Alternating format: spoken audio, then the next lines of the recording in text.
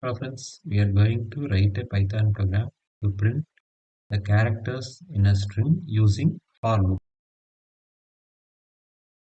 For is a keyword, I is a loop variable, in operator. Here I am having a string followed by colon.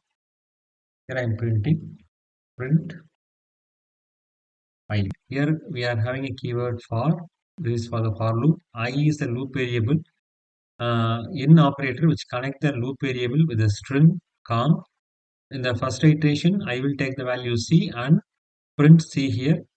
The second iteration, I will take the value A and print A. Third iteration it will print L. Fourth iteration it will print M. Once the string is over, the loop will get terminated. Control will transfer to the next statement after the loop.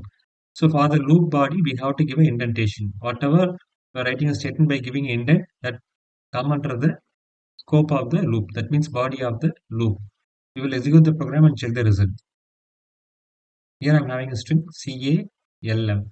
The loop variable is taking C first, followed by A, then L, and M. Once the characters in the string are over, then the loop will get terminated. The program is working perfectly. That's it. Thanks for watching this video. Please subscribe to my channel, share, comment, and press the bell button. Thank you.